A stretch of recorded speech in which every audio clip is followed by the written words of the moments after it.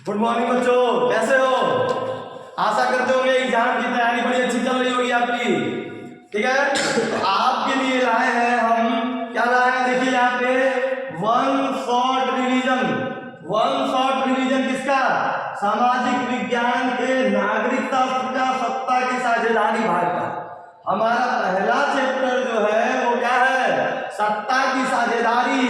और इसका मैं लाया हूँ वन शॉर्ट रिवीजन। छोटा सा चैप्टर है, मात्र 5 से 10 मिनट लगेंगे। एक बात अच्छे से देख लो, कापी कलम उठा लो, तुमको एकदम उंगलियों पे गिना दिया जाएगा 4-5 टॉपिकों को पढ़ना है। एग्जाम के नजरिए से ये बहुत ही गजब का हम बोल सकते हैं कि चैप्टर है। इससे कम 5 से 6 नंबर के क्वेश्चन पूछे जाएंगे, और जो कि बहुत आसान है। समझ में आ रहा है कि नहीं आ रहा है? थोड़ा सा प्रैक्टिस करेंगे, एकदम थोड़ा सा, ये चैप्टर समझ में आपको आ जाएगा। ठीक है, तो हम लोग आज सामाजिक विज्ञान का ये पहला चैप्टर पढ़ने की कोशिश करेंगे और समझेंगे कि आखिर ये चैप्टर सत्ता की साझेदारी है क्या, इसके अंदर कौन कौन सी बातों का वर्णन किया गया है। समझ आ रहा है कि नहीं आ रहा है? ठीक है, तो कापी कलम उठा लीजिए और तैयार हो जाइए। Study with Tej Pratap sir.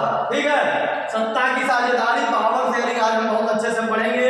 ये जरूरी नहीं है कि यूपी बोर्ड लिखा हुआ है तो केवल यूपी बोर्ड के लिए है, क्योंकि ये भाषा हिंदी है तो आप इसको इंग्लिश में ट्रांसलेट करके भी पढ़ सकते हैं। ठीक है, तो हम लोग का जो टॉपिक है वो कौन सा है? सत्ता की साझेदारी। समझ आ रहा है कि नहीं आ रहा है? ठीक है, देखो क्या होता है ना कि चैप्टर जो होता है, असली मजा उसके नाम में होता है।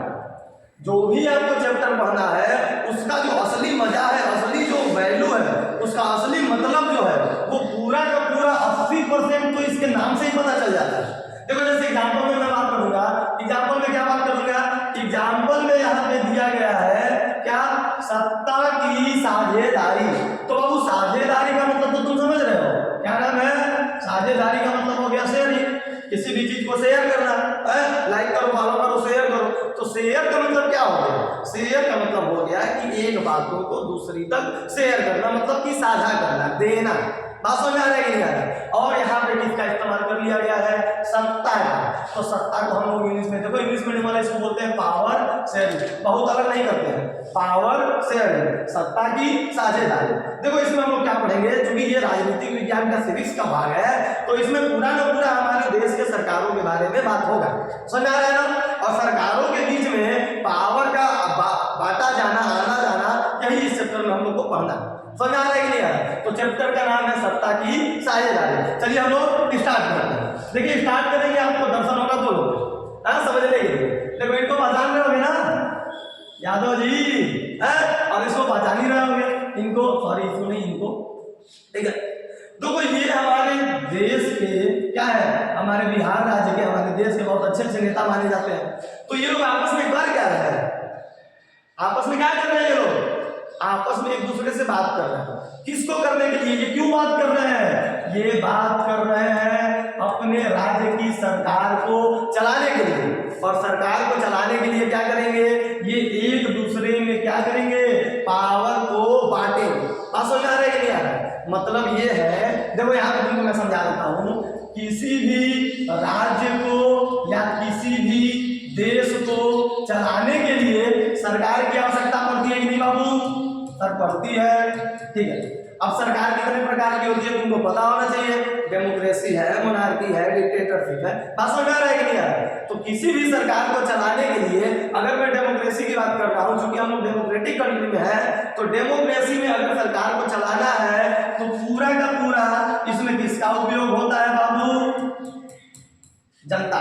बात समझ आ रहा है कि नहीं आ रहा है? तो पावर शेयरिंग में देखो हम लोग परिभाषा समझते हैं, क्या है कि जब किसी शासन व्यवस्था में, जब किसी सरकार के चलाने के किसी तरीका में हर सामाजिक समूह, उस देश में जितने भी सामाजिक ग्रुप है, सोशल ग्रुप है, जितने भी कम्युनिटी है, अगर उन सब का भागीदारी रहेगा किसी भी निर्णय को लेने में, किसी भी नियम कानून को लगाने में। बात समझ आ रहा है कि नहीं आ रहा है? किसी देश को चलाने के लिए उस देश के अंदर जितने भी ग्रुप हैं, अगर सब लोग एक मिल करके देश चला रहा है, हर एक डिसीजन को ले रहा है, तो उसी पूरे प्रक्रिया को, पूरे घटना को हम लोग क्या बोलेंगे? हम लोग बोलेंगे सत्ता की साझेदारी। दारी मतलब कि पावर शेयरिंग। चलो एक छोटा सा एग्जांपल लेते हैं, क्योंकि पढ़ाई में एग्जांपल लेना भी बड़ी जरूरी है। एग्जांपल बिना समझे में क्या आ जाता है। जैसे एग्जांपल में ले लो कि किसी एक फैमिली में 3 लड़कियां हैं। कितनी लड़कियां हैं जी? 3।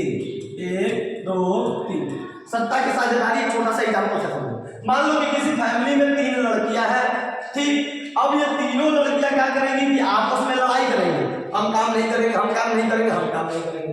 लेकिन अगर बोला जाए कि चलो सुबह का बर्तन तुम साफ कर लेना, दोपहर का बर्तन तुम साफ कर लेना और शाम का बर्तन तुम साफ कर लेना, तो लड़ाई होगा?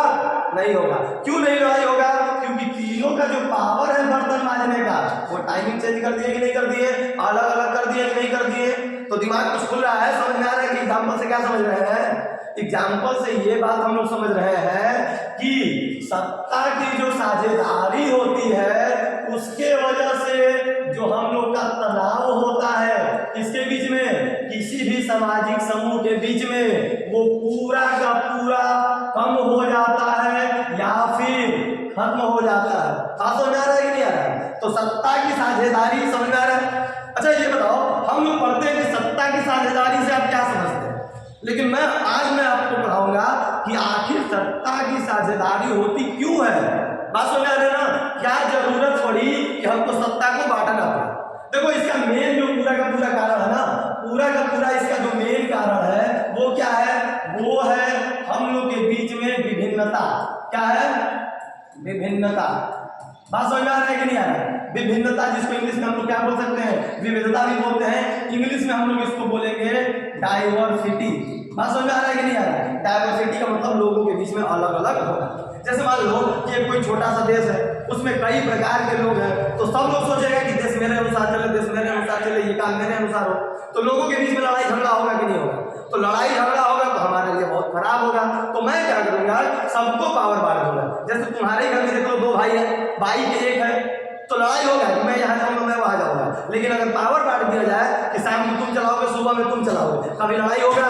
नहीं होगा। इसका मतलब ये है कि पावर शेयरिंग एक प्रकार का प्रक्रिया है जिसके अनुसार किसी भी सामाजिक समूहों के बीच में पावर को बांट देते हैं कि जैसे देश चलाना है वैसे चलाओ, लेकिन अच्छे से चलाओ। बात समझ आ रहा है कि नहीं? इसका मतलब ये है कि जब, फिर से याद कर लो, जब किसी शासन व्यवस्था में हर सामाजिक समूह और समुदाय की भागीदारी सरकार में होती है तो इसे हम बोलेंगे सत्ता की साझेदारी। बात समझ आ रहा है कि नहीं आ रहा है? अगर बात समझ में आ रहा है तो ये देखो, ये यूट्यूब पे मेरा SST का पहला वीडियो है। समझ आ रहा है? आग लगा देंगे ऐसा वीडियो लाके। बात समझ आ रहा है कि नहीं आ रहा है? सिस्टम फाड़ देंगे। ये देखो फोटो भी याद कर लो। चलो आगे चलते हैं।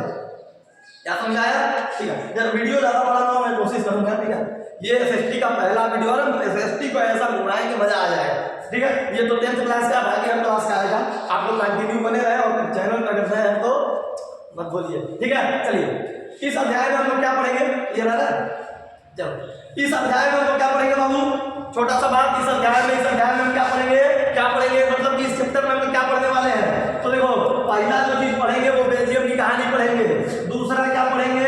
श्रीलंका की कहानी पढ़ेंगे।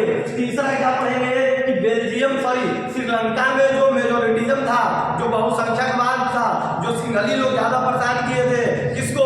तमिल वाले को। तुम लोग ये रिवीजन कर रहे हो तो पहले तो पढ़े होंगे, तो यहाँ पे कहानी समझ में आ रही होगी। श्रीलंका में बहुसंख्यकवाद। तीसरा टॉपिक इसको पढ़ेंगे। चौथा पढ़ेंगे बेल्जियम की समझदारी, कैसे बेल्जियम इस बड़े खतरनाक प्रक्रिया से निकल गया और अपने आप को सुरक्षित कर लिया। पांचवा पढ़ेंगे सत्ता की साझेदारी क्यों है जरूरी, बहुत इंपॉर्टेंट। असली मजा तो यही है, ये सब तो एग्जाम्पल है, असली बात यहाँ पे आया। क्या? सत्ता की साझेदारी क्यों है जरूरी। अगला लास्ट टॉपिक हम लोग पढ़ेंगे सत्ता की साझेदारी के रूप। बात समझ आ रहा है कि नहीं आ रहा है? पूरा का पूरा इस चैप्टर में बबुआ क्या पढ़ने वाले हैं? तो बेल्जियम की कहानी, श्रीलंका की कहानी, श्रीलंका में बहुसंख्यकवाद, बेल्जियम की समझदारी, सत्ता की साझेदारी क्यों है जरूरी, और लास्ट सबसे मजा वाला पढ़ेंगे कि आज के डेट में सत्ता के साझेदारी के कितने फॉर्म है। बात समझ आ रहा है कि नहीं आ रहा है? तो जल्दी से स्क्रीनशॉट मार लो यहाँ पे पूरा कि इस अध्याय में हम लोग क्या पढ़ने वाले हैं। बात समझ आ रहा है कि नहीं आ रहा है? चलो चलते हम लोग स्टार्ट करते हैं चैप्टर का। महाकाल का नाम लेकर के चलो जी। देखो एकदम स्टार्ट हो गया, अब असली मजा आ गया यहाँ पे। देखो बाबू यहाँ पे क्या है, ओह ये क्या हो गया जी, ये पहले ही से आ गया था। ओह एक मिनट बाबू, एक मिनट, पता नहीं कहाँ से मेरे को चला। हाँ तो ये देखो बाबू, स्टार्ट करते हैं चैप्टर को। क्या है, बेल्जियम की कहानी। सर बेल्जियम क्या है, नया नाम सुन रहे हो, सही रिवीजन कर रहे हो तो बाबू यहाँ पे समझो, हमारा जो बेल्जियम है, बेल्जियम एक देश है। कहाँ का देश है सर, यह एक यूरोपीय देश है। समझ आ रहा है कि नहीं आ रहा है? यूरोपीय का मतलब होता है, यूरोपीय का मतलब होता नहीं, यूरोपीय का मतलब है कि यूरोप एक कॉन्टिनेंट, एक महाद्वीप है, और उस महाद्वीप में एक बहुत ही शक्तिशाली देश जिसका नाम है बेल्जियम, इसकी कहानी हम लोग समझेंगे। एनसीईआरटी के अनुसार अगर चला जाए तो बेल्जियम में ये लिखा गया हमारे बुक में कि ये हरियाणा के बराबर एक छोटा सा देश है क्षेत्रफल की दृष्टि से। इसको अगर तुम याद नहीं भी करते तो कोई दिक्कत नहीं है, बस याद कर लेना कि यूरोपीय देश बेल्जियम है, जिसकी राजधानी कहाँ है, जिसकी राजधानी यहाँ पे तुमको दिखाई दे रही है। जिसकी राजधानी कहाँ पे है बाबू, जिसकी राजधानी यहाँ पे है ब्रुसेल्स। बात समझ आ रहा है कि नहीं आ रहा है? ठीक है, चलो अब हम चैप्टर को स्टार्ट करते हैं। यहाँ पे आपको एक छोटा सा मैप दिखाई देगा, बेल्जियम नाम सुन रहे हैं, बेल्जियम की राजधानी कहाँ है बाबू, ब्रुसेल्स। पूरा एकदम डिटेल में समझेंगे, जल्दी भी समझेंगे, डिटेल भी समझेंगे। समझ आ रहा है कि नहीं आ रहा है? पूरा वीडियो देखें, लास्ट तक देखोगे, पूरा एकदम क्लियरिटी हो जाएगा। चलो जी, बेल्जियम की कहानी, पेन का कवर चेंज करते हैं थोड़ा सा। हाँ चलो जी, बेल्जियम की कहानी, बेल्जियम की कहानी की बेल्जियम में हुआ क्या था। देखो किसी भी चीज को समझने के लिए हमको एक एग्जाम्पल लेना अति आवश्यक है, और उसके साथ साथ डिफिनेशन की आवश्यकता पड़ेगी। Without definition we can't understand anything. हम कुछ समझ ही नहीं सकते हैं। जैसे एग्जाम्पल में मान लो कि लॉकडाउन में क्वारंटाइन शब्द जो आया था, क्या तुमको उसका मतलब पता था? नहीं। जब उसके बारे में तुम जान गए क्वारंटाइन का मतलब अलग है, या तुम कहीं से डिफिनेशन निकालिए, कहीं से उसका अर्थ निकालिए, तब तुमको समझ में आया कि नहीं आया? तो हर एक टॉपिक को समझने के लिए सबसे पहले हमको जरूरत होती है, किसकी जरूरत होती है बाबू? तो वो होती है डिफिनेशन की, वो होती है अंडरस्टैंडिंग की। चलो यहाँ पे देखो, बेल्जियम की कहानी, किसके बारे में पढ़ रहे हैं? बेल्जियम के बारे में पढ़ रहे हैं। बेल्जियम क्या है सर? एक यूरोपीय देश है, यूरोप में देश पड़ता है। बात समझ आ रहा है ना? चलो इसमें देखो, पहला नंबर दिया है कि बेल्जियम एक छोटा सा देश है। खाली नाम का छोटा सा, देखने में छोटा लगे, गाँव करे गंभीर, सिस्टम फाड़ देगा। चलो जी, बेल्जियम एक छोटा सा देश है जिसकी आबादी लगभग 1 करोड़ या 1 करोड़ से थोड़ा सा अधिक। समझ आ रहा है कि नहीं आ रहा है? बेल्जियम एक छोटा सा क्या है? छोटा सा एक देश है जिसकी आबादी 1 करोड़ मान सकते हैं। अगर तुम आबादी का नाम नहीं लोगे कोई दिक्कत नहीं होगा, बस सिंपल सा याद कर लो कि एक यूरोपीय देश है, एक छोटा यूरोपीय देश है, मगर बहुत अमीर है। अगला बात, इस छोटे से देश में जो समाज की जातीय मिलावट है वो बहुत जटिल है, बहुत कॉम्प्लेक्स है। मतलब समझ आ रहा है? देश देखने में छोटा लग रहा है, लेकिन इसमें रहने वाले लोग इतना कॉम्प्लेक्स तरीके से रह रहे हैं कि एकदम दिमाग खराब हो जाएगा तुम्हारा। बस समझ आ रहा है कि नहीं आ रहा है? चलो अगला टॉपिक क्या पढ़ते हैं, कॉम्प्लेक्स कैसे है वो भी समझा देता हूँ। देखो यहाँ पे क्या था, यहाँ पे आपको दिखाई देगा, मिटा देता हूँ। चलो जी, ये देखो जी, यहाँ पे तुमको दिखाई देगा बाबू, यहाँ इसकी राजधानी है ब्रुसेल्स। कहाँ राजधानी है? ब्रुसेल्स। समझ आ रहा है कि नहीं आ रहा है? ब्रुसेल्स।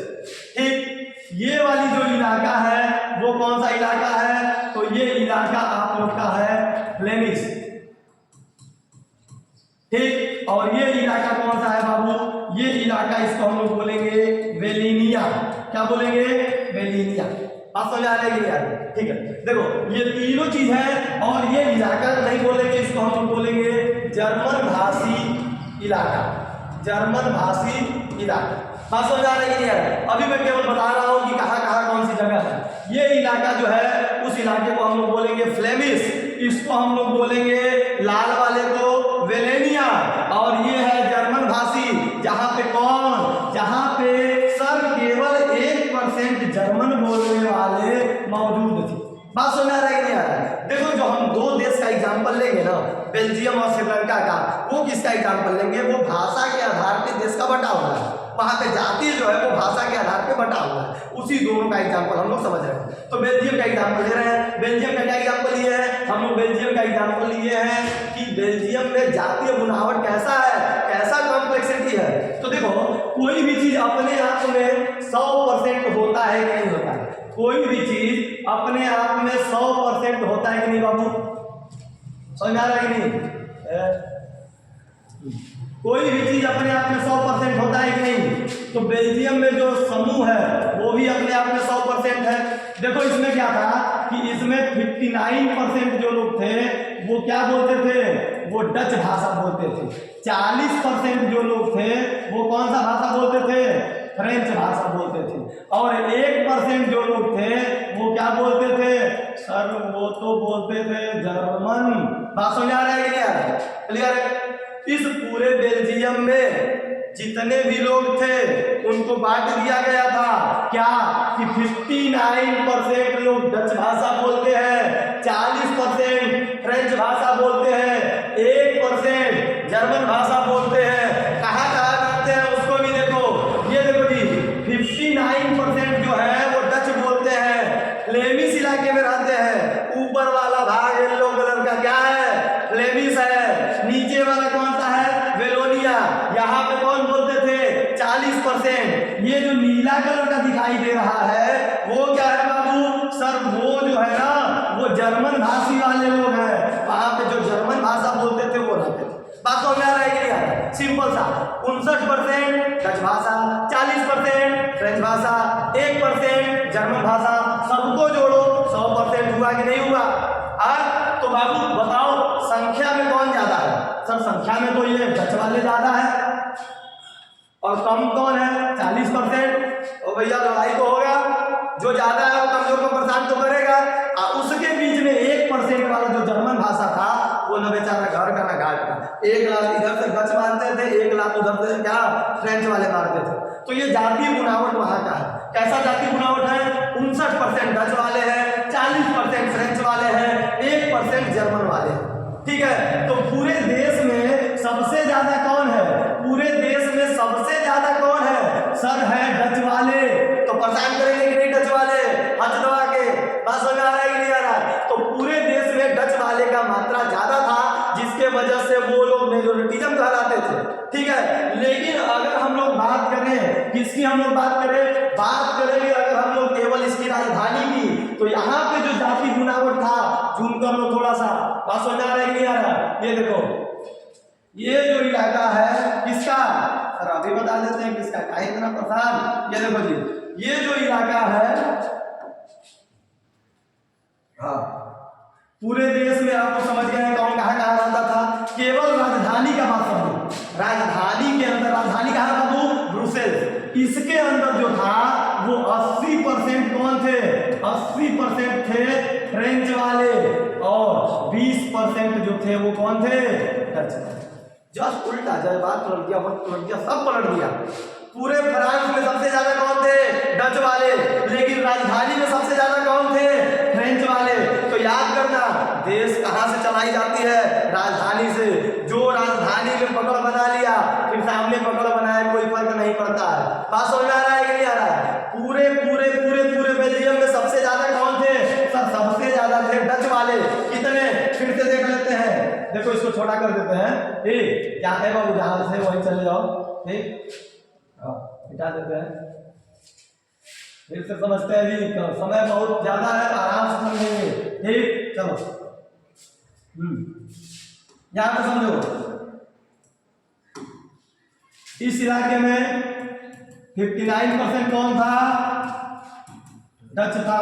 इस इलाके में 40% कौन था? फ्रेंच था। इस इलाके में 1% कौन था? जर्मन वाले थे कि नहीं थे? लेकिन इसके राजधानी में जस्ट इसका उल्टा हो गया। क्या? सर 80% जो थे वो थे फ्रेंच वाले और 20% जो थे वो कौन थे? डच वाले। जस्ट उल्टा हो गया कि नहीं हो गया? तो यहाँ पे ये कहानी आपको समझ में आ रहा है। ठीक है? ये किसकी कहानी थी? ये थी बेल्जियम की कहानी। अभी तो पढ़े ही नहीं, फिर भी पढ़ लेते हैं। ये देखो, देश की कुल आबादी 59%, फीसदी का मतलब परसेंटेज। पूरे देश की जितनी आजादी थी वो 59%।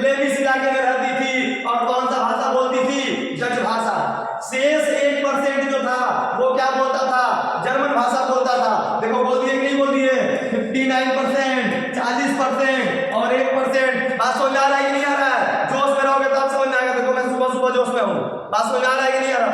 अभी सो के उठा हूँ, तुरंत पानी डाला हूँ, चाय नहीं पिया हूँ, पकौड़ी खा रहे हैं।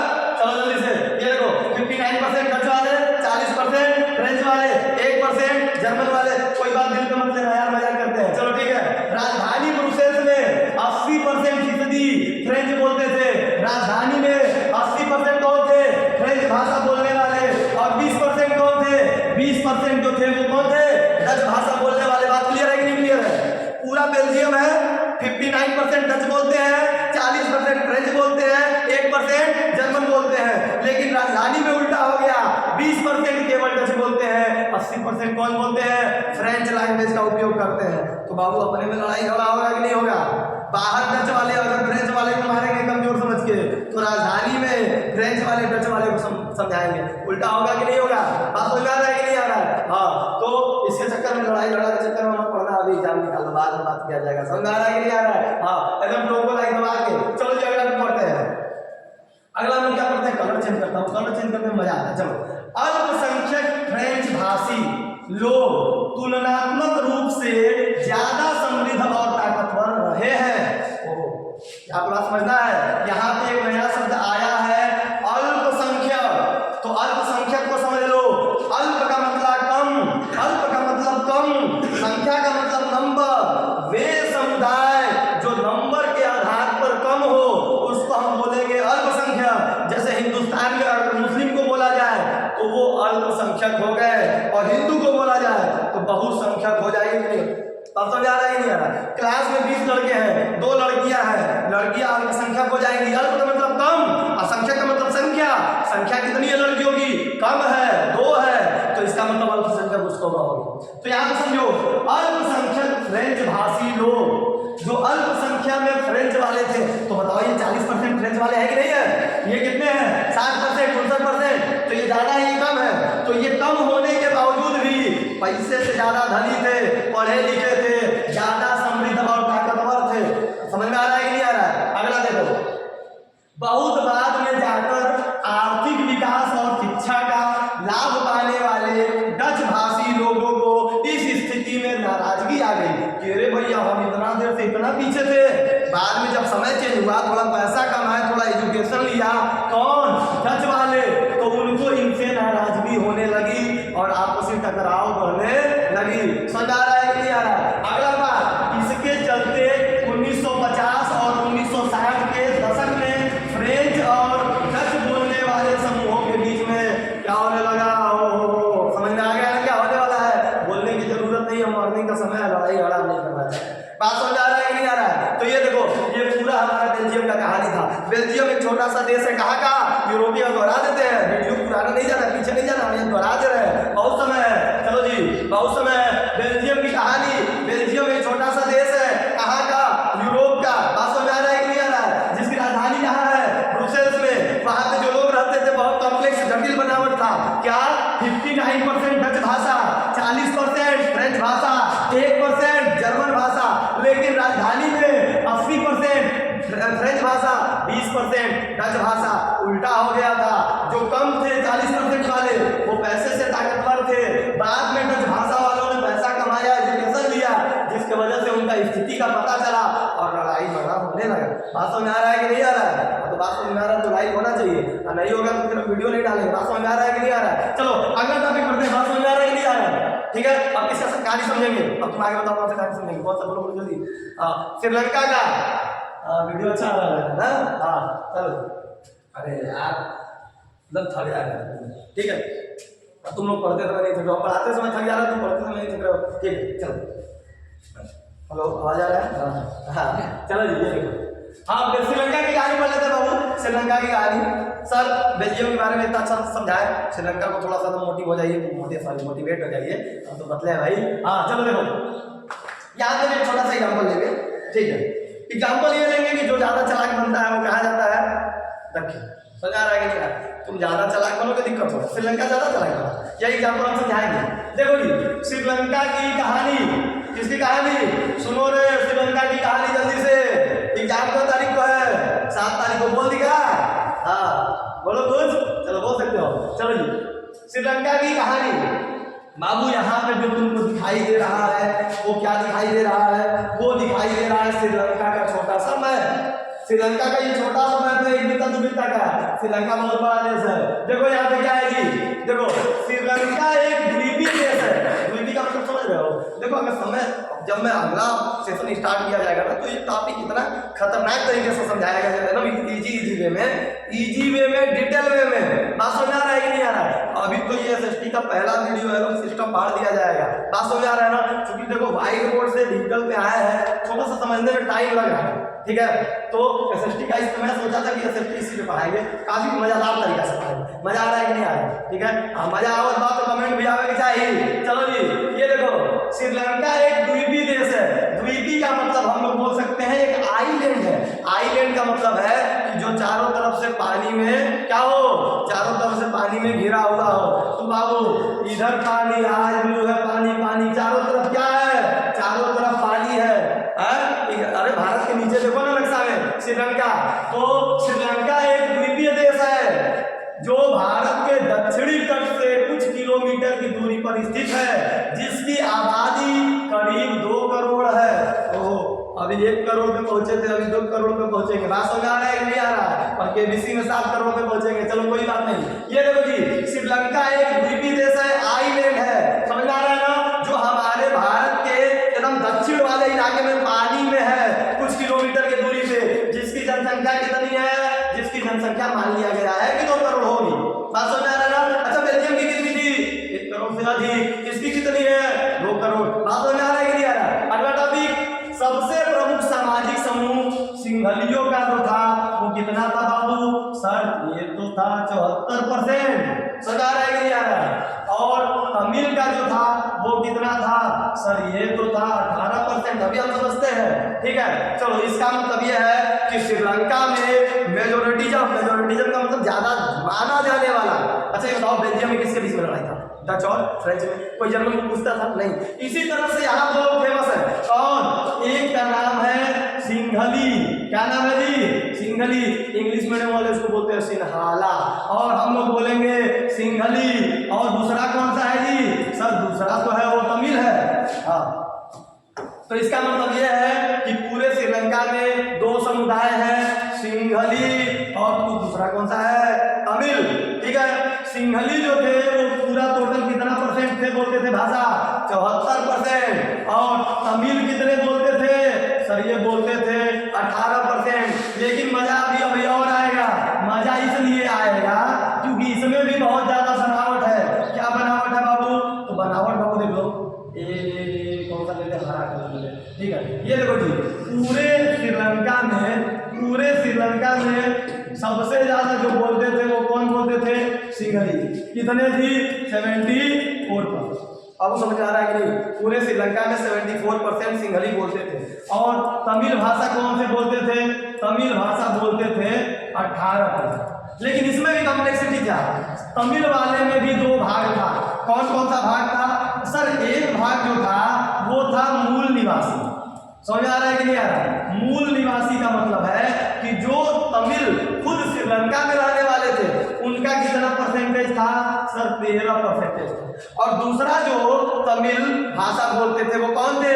वो इंडिया से वहां पे जाके बस चुके थे। या तो वो बस चुके थे या तो उनके पूर्वज किसी काम से, चारावाही के काम से, जो भी कॉलोनियलिज्म का पीरियड था, जो भी कॉलोनी का पीरियड था, उस समय जाकर बस गए थे। भारत के लोग तमिल में जाके जो बस गए थे, तमिल भाषा का उपयोग करते थे, वो कितने परसेंट थे?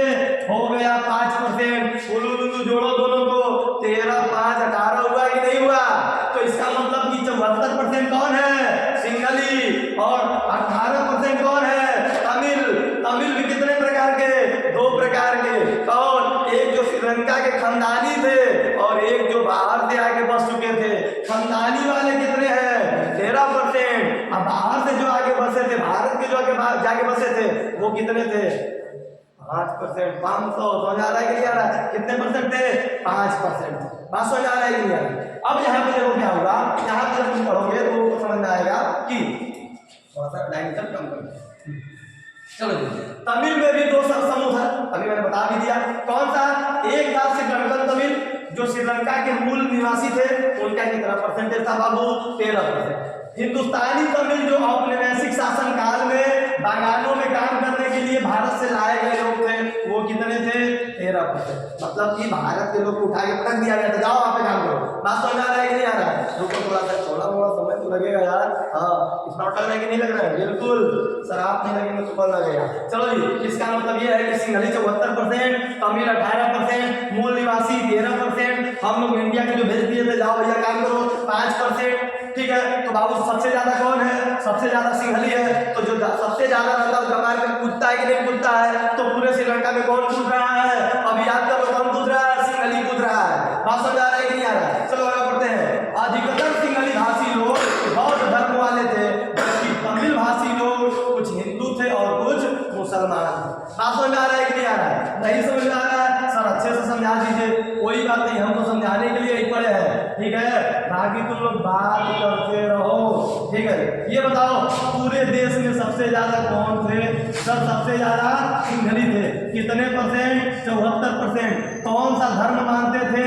सर बौद्ध धर्म मानते थे। समझ आ रहा है कि नहीं आ रहा है? और हमारे जो तमिल भाषा बोलने वाले हैं वो कितने परसेंट थे? सर 18%। ये कौन से धर्म के थे? सर या तो हिंदू या तो मुसलमान। बात समझ आ रहा है कि नहीं आ रहा है? क्लियर है? ओके, यहाँ पे क्लियर है, यहाँ पे तुमको दिखाई दे रहा है, लिखे अच्छा राइटिंग नहीं है। ठीक है, हम पढ़ने में थोड़ा कमजोर है ना। चलो उसके बाद ये देखो, श्रीलंका की आबादी में ईसाई लोगों का हिस्सा 7% था और वे लोग सिंहली तमिल दोनों भाषाएं बोलते थे, इसलिए इसको हम लोग काउंट नहीं किए। असली मजा का जो भाग है वो किसका है? 74% और किसका है? 18%। श्रीलंका की कहानी समझ आ रही है बाबू? बात समझ आ रहा है कि नहीं आ रहा है? चलो आगे बढ़ते हैं। याद रखो, अब हम लोग को अगला टॉपिक पढ़ना है श्रीलंका में बहुसंख्यकवाद। ये बताओ समझ में आ रहा है कि नहीं आ रहा है? हाँ, क्या समझ में आ रहा है कि हम लोग पढ़ लिए बेल्जियम के बारे में, हम लोग पढ़ लिए श्रीलंका के बारे में। अब पढ़ते हैं कि श्रीलंका में बहुसंख्यकवाद वाला टॉपिक कैसे पूछा जाए। ये देखो, श्रीलंका में बहुसंख्यकवाद। बहुसंख्यकवाद तो बाबू यहाँ पे मैं समझाता हूँ, इसको मैं इंग्लिश में बोलूंगा, क्या बोलूंगा? मेजोरिटिज्म। स्पेलिंग गलती होगा कोई मत समझना। बात समझ आ रहा है कि नहीं आ रहा है? मेजोरिटिज्म। बहु का मतलब हो गया यहाँ पे बहुत ज्यादा। क्या हो गया जी?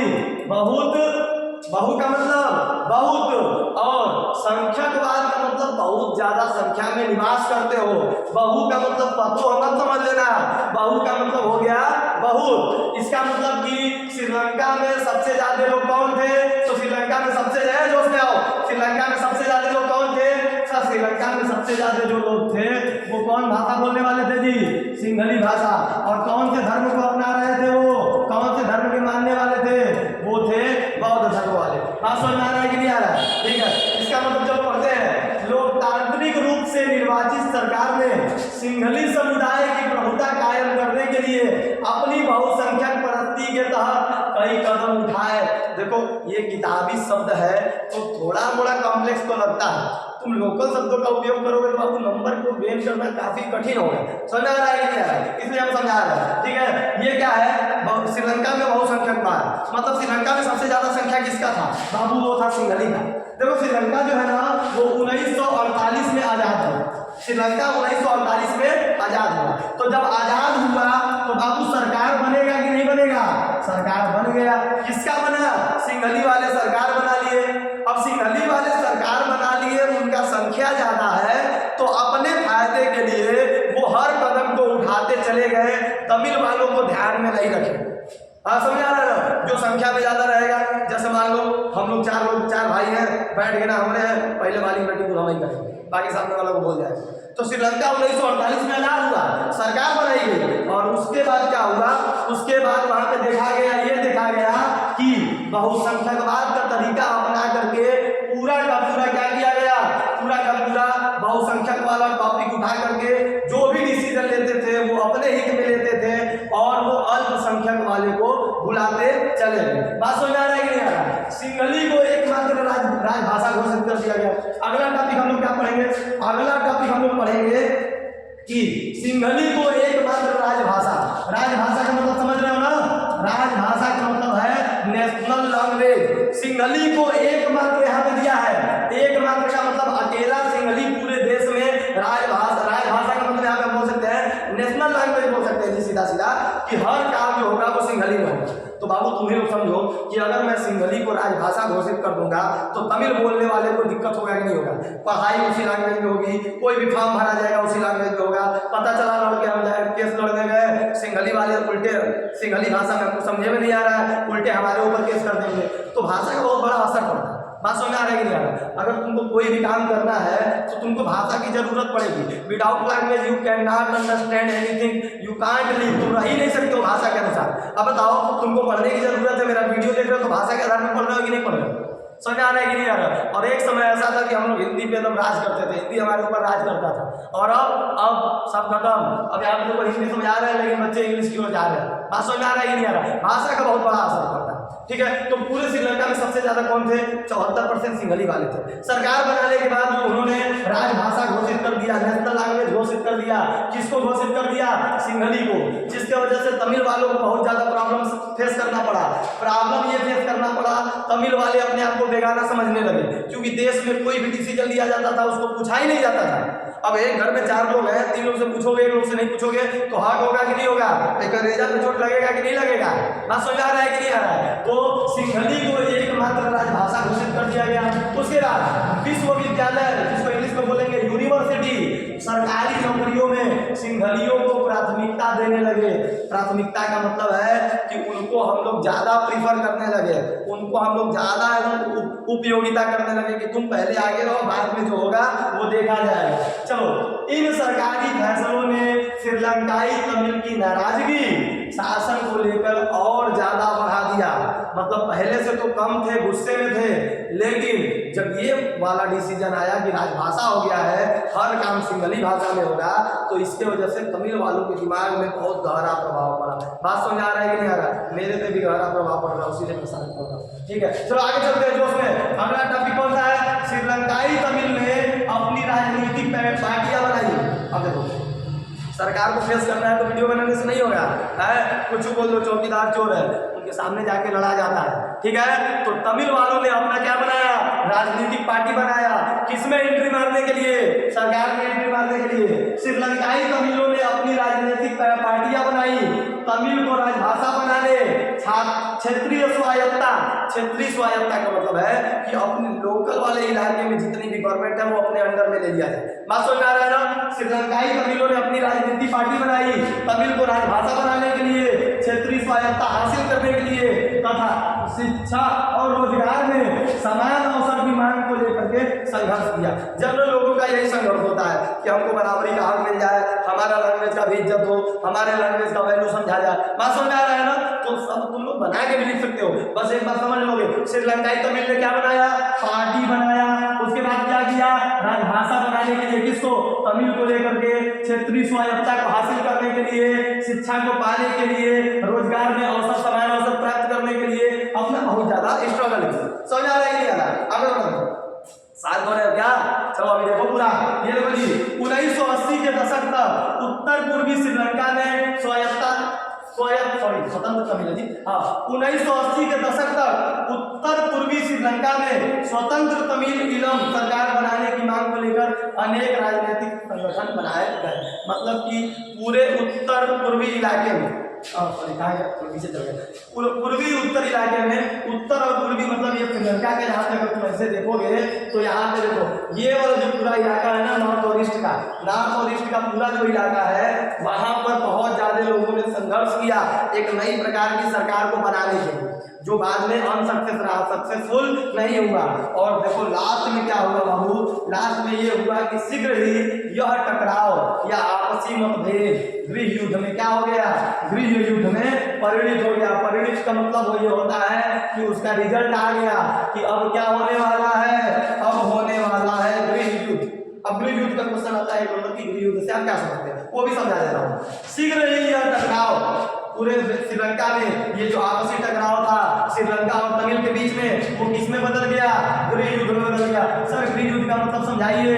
इंग्लिश में बाबू इसको बोलेंगे सिविल वार। गृह का मतलब घर, युद्ध का मतलब लड़ाई। जब घर में ही किसी दो पक्षों के बीच में लड़ाई हो जाए तो श्रीलंका एक देश एक अपने आप को घर मानता है कि नहीं मानता है? कोई भी देश अपने आप में घर होता है कि नहीं? तो देश के अंदर क्या हुआ, एक देश के अंदर रहने वाले विभिन्न सामाजिक समूहों के बीच में यदि आपसी टकराव होता है तो उसको हम लोग क्या बोलते हैं? गृह युद्ध बोलते हैं। यहाँ पे मैं फोटो छोटा सा लगा, तुम लोग का दिमाग में नहीं जाएगा। बात समझ में आ रहा है कि नहीं आ रहा है? अभी हम इसको दिखा देते हैं, ठीक है? चलो ये देखो, अब बड़ा कर देते हैं, ठीक। ये देखो, ये लड़ाई क्या है? ये संघर्ष की कहानी किसकी है? ये संघर्ष की कहानी है किसकी? श्रीलंका में रहने वाले तमिल लोगों का। पोस्टर भी देखे होंगे, पोस्टर में we need freedom go home, गोटा पता क्या क्या दिया है। ये श्रीलंका का झंडा यहाँ पे देख रहे हो, कोई भी फोटो ले लिया गया है, लेकिन हाँ सही, ठीक है। इसका मतलब ये लोग क्या करने लगे, एक अपने मांग को लेकर के स्ट्रगल करने लगे। फोटो में दिखाई दे रहा है, मतलब कि गृह युद्ध जैसा यहाँ पे रिजल्ट आया और गृह युद्ध हुआ भी। समझ आ रहा है कि नहीं आ रहा है? देश के अंदर दो सामाजिक समूहों के बीच में आपसी लड़ाई होता है। जैसे मान लो भारत में हिंदू मुस्लिम का लड़ाई हो रहा है तो उसको हम लोग क्या बोलेंगे? उसको हम लोग गृह युद्ध बोल सकते हैं, क्योंकि भारत एक घर है और घर में दो भाई है, हिंदू और मुस्लिम, और आपस में लड़ाई करेंगे तो गृह युद्ध हुआ कि नहीं? बात समझ आ रहा है कि नहीं आ रहा है? तो ऐसा है ना कि कॉमन सेंस लगा के तुम इसका उपयोग कर सकते हो, तुम बना के लिख सकते हो। गृह युद्ध का मतलब जब राष्ट्र के अंदर किसी दो पक्षों के बीच में आपसी टकराव होता है तो उसे गृह युद्ध कहते हैं। श्रीलंका में दो समूह कौन कौन सा था? सब दो समूह था, एक था सिंघली वाला और दूसरा कौन था? तमिल वाला। आपस में टकराव हुआ तो गृह युद्ध बोलेंगे कि नहीं बोलेंगे? बात समझ में आ रहा है कि नहीं आ रहा है? ठीक है, चलो अगला टॉपिक हम लोग पढ़ते हैं। क्या पढ़ते हैं जी? सत्ता के साझेदारी के रूप।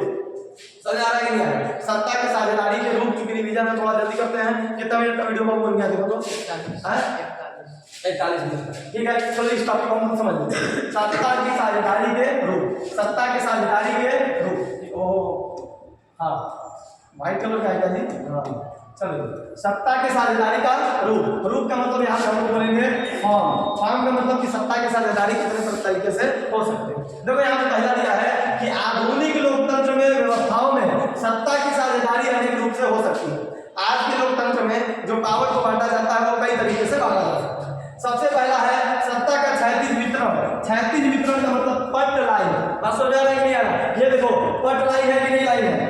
मतलब कि क्षैतिज वितरण का मतलब होता है कि शासन के विभिन्न अंग को बराबर का हक दिया जाएगा। जैसे एक घर में दो भाई हैं तो दोनों को बराबर का हक दिया जाएगा कि नहीं? सुबह में गाड़ी तुम चलाओगे, शाम को गाड़ी वो चलाएगा, बराबर का हक है कि नहीं है? लेकिन अगर वही एक बड़ा भाई एक छोटा भाई है तो बड़े भाई को देंगे मोटरसाइकिल, छोटे भाई को देंगे साइकिल, तो बताओ ये बराबर का बंटवारा नहीं ना है? तो सरकार को चलाने के लिए बहुत सारे बंटवारे किए जाते हैं पावर का। वो कितने तरीके के हो सकते हैं? सर पहला जो तरीका है वो कौन सा है बाबू? सत्ता की क्षैतिज वितरण। क्षैतिज का मतलब हॉरिजॉन्टल पावर शेयरिंग, मतलब कि इसमें सरकार के प्रमुख अंगों को क्या किया जाएगा? बराबर में बांट दिया जाएगा। और यह तीनों अंग जो है ये किसके हैं? लेजिस्लेटिव, एक्जीक्यूटिव और जुडिशरी, कार्यपालिका, विधायिका और न्यायपालिका। ये पढ़े होगे कि नहीं पढ़े होगे? कार्यपालिका, न्यायपालिका और विधायिका, लेजिस्लेचर, एक्जीक्यूटिव, जुडिशरी, ये तीनों जो है वो सरकार के अंग है और तीनों का पावर बराबर भागों में बांटा गया है। तो इस पावर को हम बोलेंगे क्षैतिज वितरण। क्षैतिज का मतलब पट लाइन, पावर सबका एक जैसा। बात समझ आ रहा है कि नहीं आ रहा है? ये देखो ये नियम कानून बनाएगा, ये पालन करवाएगा और ये पालन जो नहीं करेगा उसको लतियाएगा। तो तीनों एक दूसरे में बराबर हुआ कि नहीं हुआ? बात समझ आ रहा है कि नहीं आ रहा? तीनों एक दूसरे में क्या हुआ? बराबर हुआ। ये तीनों एक दूसरे के क्या होंगे? जवाबदेही होंगे। ये अपने मन का नहीं कर सकता है, ये अपने मन का नहीं कर सकता है, ये अपने मन का नहीं कर सकता है। तीनों आंसरेबल है, तीनों रिस्पॉन्सिबल है जवाब देने का कि मैं कुछ गलती हो जाएगा तो मैं जवाब। समझ आ रहा है कि नहीं आ रहा है? अपने पावर का इस्तेमाल गलत नहीं करना है। पावर शेयरिंग क्यों है? क्योंकि गलत शेयरिंग नहीं करेंगे। बात समझ आ रहा है कि नहीं आ रहा है? ठीक है, चलो अगला कौन सा है? चलो संघ सरकार सत्ता का ऊर्ध्वाधर वितरण यहाँ पे पढ़ेंगे। ऊर्ध्वाधर का मतलब है गजब का हिंदी शब्द यार, ऊर्ध्वाधर। इसको इंग्लिश में बाबू बोलेंगे वर्टिकल। क्या बोलेंगे? वर्टिकल। इसको हम लोग इंग्लिश में बोलेंगे वर्टिकल। इसको हम बोलेंगे वर्टिकल। मतलब ये बोला गया है कि संघ सरकार के बीच भी विभिन्न स्तर वाली सत्ता का बंटवारा हो सकता है। जैसे एग्जाम्पल में बोलेंगे केंद्र सरकार और उसके बाद कौन सा हो जाएगा जी, राज्य सरकार, उसके बीच में समवर्ती सरकार, तो नीचे वाला लोकल। समझ आ रहा है कि नहीं आ रहा है? इसका मतलब ये हुआ कि हम लोग पावर को कई तरीके से बांट सकते हैं, बराबर भी बांट सकते हैं, ऊपर नीचे भी बांट सकते हैं। देखो ये वाला बराबर बांटा गया कि नहीं बांटा गया, कार्यपालिका, न्यायपालिका और विधायिका के बीच में। और यहाँ पे एक कार्टून का मैंने इस्तेमाल किया, देखो यहाँ पे पावर ऑफ द स्टेट लिखा हुआ है, मतलब ये राज्य का पावर है, और केंद्र सरकार थोड़ा थोड़ा पावर क्या किया है, सबको दे रहा है। समझ आ रहा है कि नहीं आ रहा है? तो ये बताओ ये वर्टिकल पावर है कि नहीं? कौन है जी? इसका मतलब ये है कि आपको ऐसे ऐसे करना है, ठीक है।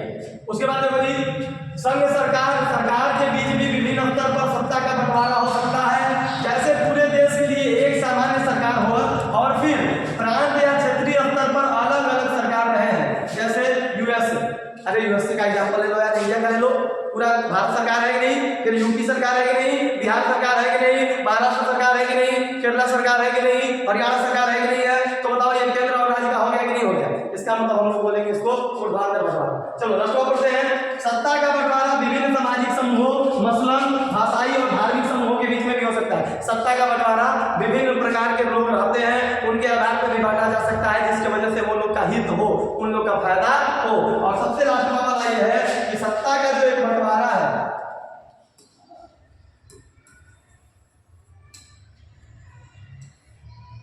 यहाँ पर लास्ट वाला जो है वो क्या है, सत्ता के बंटवारे का एक रूप हम विभिन्न प्रकार के दबाव समूह आंदोलन द्वारा शासन को प्रभावित और नियंत्रित करने के तरीके को भी कर सकते हैं। ये देखो ये फॉर्म नहीं है, लेकिन हम लोग इसको पढ़ते हैं, क्या करते हैं कि अगर कोई आंदोलन हो रहा है, किसी को पावर चाहिए, आंदोलन कर रहा है, सरकार को प्रभावित कर रहा है कि नहीं मैं जो हूँ सही हूँ, तो वहां पर भी पावर को क्या किया जाता है, बांट दिया जाता है। बात समझ आ रहा है कि नहीं आ रहा है?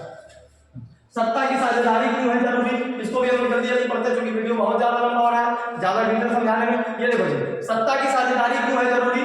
सर जरूरी क्यों है? क्योंकि भैया देश को आपस में चलाना है, आपसी समूह के बीच में टकराव कम करना है। तो यहाँ पे देखो सत्ता का बंटवारा ठीक है, क्योंकि इसमें विभिन्न सामाजिक समूहों के बीच टकराव का अंदेशा कम हो जाता है। दो समूह आपस में क्या करेंगे, एक दूसरों के साथ कभी लड़ेंगे नहीं, ठीक है। सत्ता की साझेदारी दरअसल लोकतंत्र की आत्मा है। आप समझो, सत्ता की साझेदारी दरअसल लोकतंत्र की क्या है, आत्मा है। अगर लोकतंत्र अपने आप को कहते हो, ठीक है, तो आपके अंदर पावर का बांटा जाना जरूरी है। सत्ता की साझेदारी लोकतंत्र की आत्मा मानी जाती है। अगर तुम बोल दिए केवल कि नहीं हम लोकतंत्र हैं और पावर को बंटवे नहीं किए हैं, तो तुम झूठ ना बोल रहे हो।